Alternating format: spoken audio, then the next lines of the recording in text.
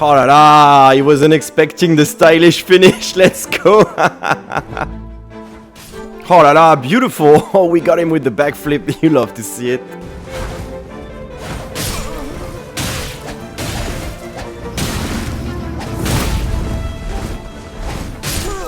Hello wonderful people, Valentin here. In today's video we're going to use what I call the most skillful weapon in the game. Why do I call it the most skillful weapon? Because it's a very rare type of weapon. So it's a curved sword, it's called the SHAMSHIR. Okay, so just a quick disclaimer, throughout the video you're going to keep hearing me saying SHAMSHIR, but it's actually SHAMSHIR, alright? There we go, I said it. No need to comment in the comment section below, oh you didn't say it right, blah blah blah. Where all the moves are good and all the moves have a time and place to be used. So the R1s are very good, they come out very fast. The R2s are very good, they are a bit of a variant of a R1 with a little bit more delay, so it's great to mix up your timing. The running R1 is amazing at roll catching people, like the roll catch potential on this is very good. That's why this weapon is very, this type of weapon, curved sword, but especially this one is very compared to the type of playstyle that Dark Souls 3 has. Dark Souls 3 was really dominated by two main weapons, which were the Pontiff Knife curved sword and the Murky Hand Scythe.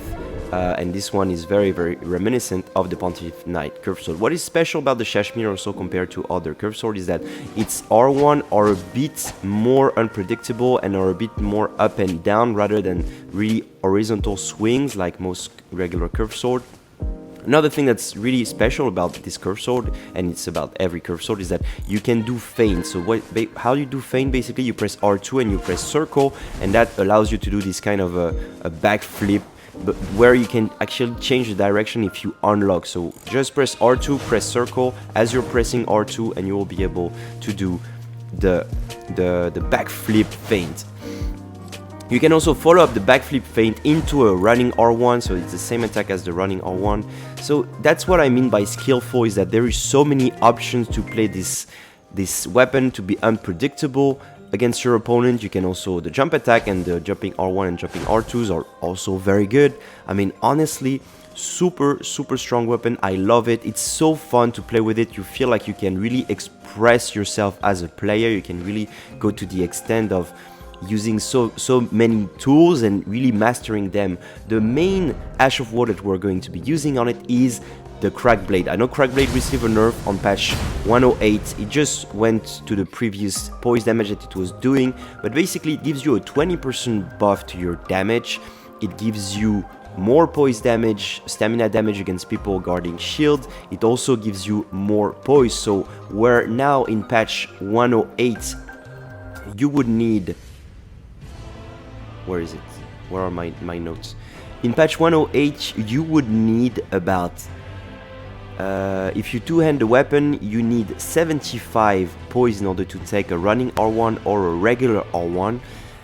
But now, if you have Cragblade activated, that boosts your poise by 1.1, you would basically need 83 poise, probably 84 poise in order to tank it. And where people have lowered their standard of poise, since there was a big nerf to many, there were many weapons that were popular, and we had a threshold of poise that you would need, which was about 81, 88, where you could tank the power stance small weapon. You can take one R1 from a heavy thrusting sword. You could also tank R1 from thrusting sword, regular thrusting sword, that you would need 71 before, but now everything has been lowered. So for small thrusting sword you just need 45 poise in order to tank a R1. For power stance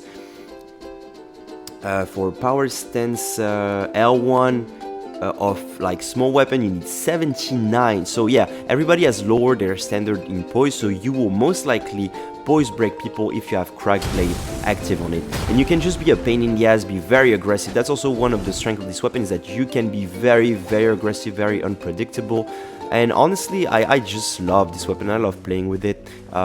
It's one of the rising contender into reaching the top of the tier list, since, you know, the thrusting sword and heavy thrusting sword have received a heavy nerf.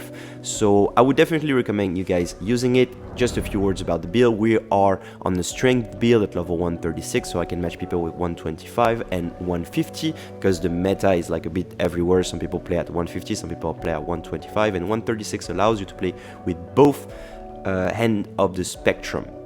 Another thing also, we have 22 points of dexterity that are definitely wasted. It's because I was using another weapon. And what's cool also about the SHAMSHIR is that it's a light weapon that allows you to put on heavy armor so that you can reach a decent amount of poise. So here I'm at 85 of poise in order to tank the SHAMSHIR with Cragblade if I'm encountering any of it.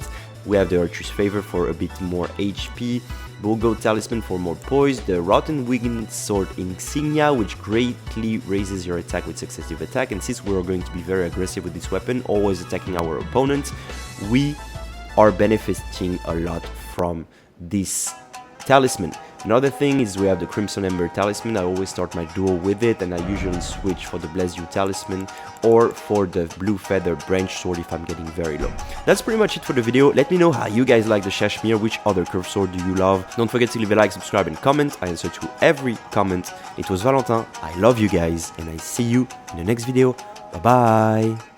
Hello there, Mr. Nate Dog. How are you doing? I feel like I know your name. Oh la la, everybody's using Cragblade or what? Let's have a fight, my friend.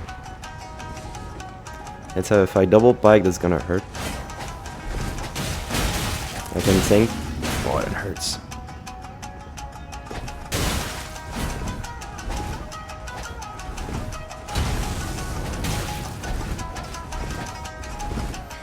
That's gonna be a tough fight, to be honest. Right there, let's take our stamina back. He's able to not get hit by him. He's in a bad spot, to be very honest. I was able to get the headshot, that's why he got that was dumb. That was very dumb. Oh la la, he wasn't expecting the stylish finish. Let's go. No hit there.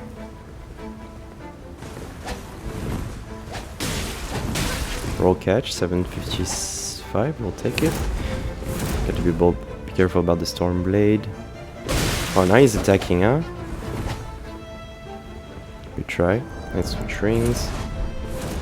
Since he's a tryhard, we'll have no shame using the shield.